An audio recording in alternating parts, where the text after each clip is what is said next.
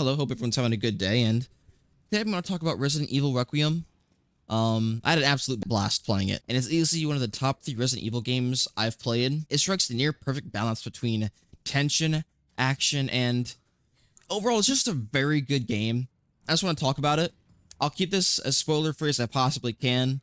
Only reference early game content because that is the game it's a game that deserves to be experienced firsthand if you decide to play it. And I honestly recommend treating it because the set pieces and locations are just too good to have spoiled. So, and my short review of this game is that this game is fantastic. I don't think it's for new fans to the franchise, although you can play it. You can play it as a new fan, but I do think there's a lot of context missing that is required to fully enjoy it. And that's why I think this game is level up to fans. So my first playthrough lasted about 10 to 12 hours. Well, I can see it's stretching a bit longer, 15 depending on what difficulty you play on and the pacing, of course. And I plan to replay it on Insanity after this video because the base game combat felt very easy for me. But with that being said, the experience never stopped being engaging. If you're already a fan of the franchise, you should absolutely play this. If you've never touched Resident Evil game before, I don't think this is an ideal entry point, like I said before. The story, characters, locations, all have prior attachments from previous games that if you don't play them, so a lot of stuff might go over your head. But if you've played the old Resident Evil games plus the remakes, you'll feel right at home playing this game. More than any other entry that I've played, this feels like a celebration of the series. It blends iconic tones, mechanics, set pieces into a very cohesive package. Feels less like a reinvention and more like a meaty pie filled with the filling of Resident Evil 4, the toppings of 2, and the crust of, I don't know, 8 and 7. That's a weird way to describe it, but that's how it is. It's like a pie that uses ingredients of every single different Resident Evil game that I've personally played.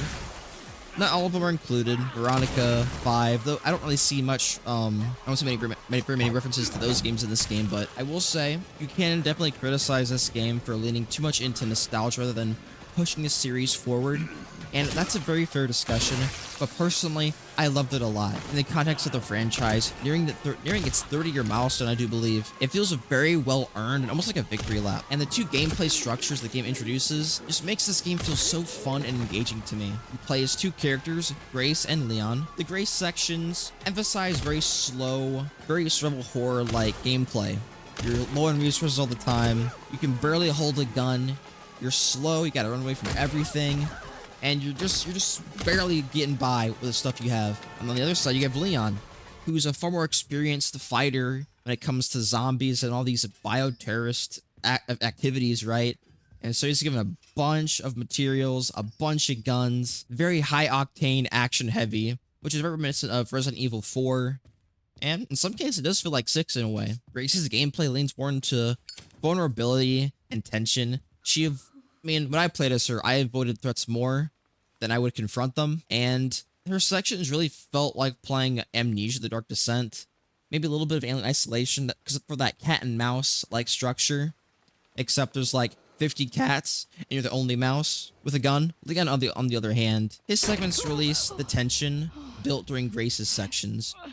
The pacing between horror and action might be the best I think this series has ever achieved. The game consistently builds dread in you while you're playing as Grace, and then when you finally get to play as Leon, you're probably like, oh boy, it's time to kick some heads and kick some butt, and you just unleash it.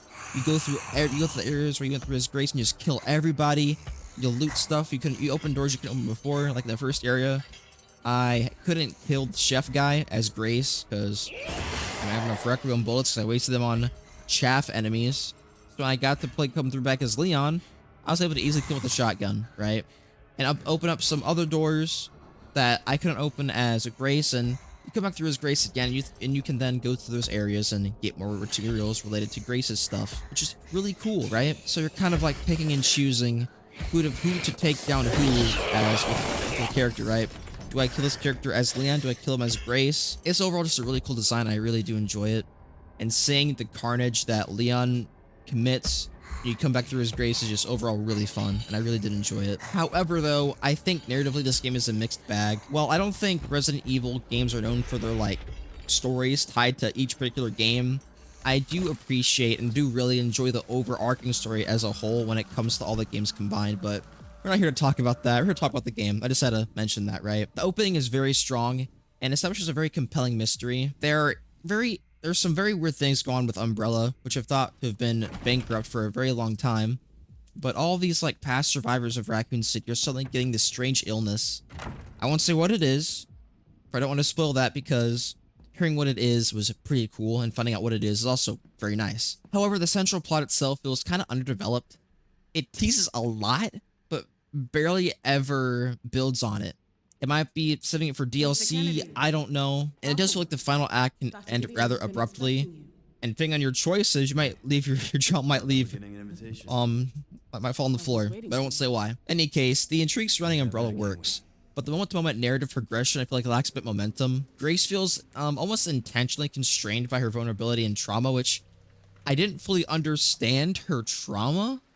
Like, I get her mother died in front of her, but once her mother dies, it sort of just cuts to her in the present. And she was already kind of traumatized before her mother died, it seems like. So there wasn't a lot of time establishing why Grace is the way that she is, which I can forgive, right? Playing as her is fun. I really do enjoy her character.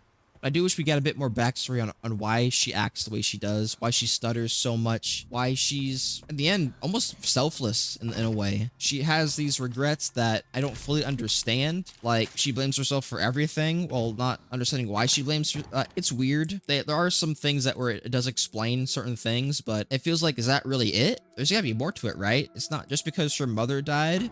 She has anxiety. She's depressed. She stutters now. She blames herself for like, I get it. Your parent dying is very traumatic, but I feel like there should have been a little bit more. But I digress. Leon, however, is exactly how you expect him to be. Older, still spry and strong, still delivering one-liners, roundhouse kicks, and his presence both narratively feels nostalgic and mechanically satisfying to play him because he's overall just an action hero at this point. Now, when it comes to PC performance, I think it's absolutely outstanding. The Reach for the Moon engine continues to prove how effective and efficient it is. Even at high settings at 4K, I had so much headroom for this game. Granted, I maxed my FPS at 60 because I have a 60 hertz monitor. I know, so sad in 2026, but you gotta understand, this game is just absolutely amazing. And when I turned off VSync, I was getting well over 200 FPS. So, performance here is amazing. It's beautiful. And overall, I think it's just really worth playing. There is a path tracing option, which is pretty cool, but I don't think anyone has hardware that can support it while also getting good FPS. It's probably more there sort of for future-proofing the game, make it look pretty, like, I don't know, 5 years down the line when the 5060 comes out or whatever, or the 60 series comes out. And for my final verdict, I absolutely love this game.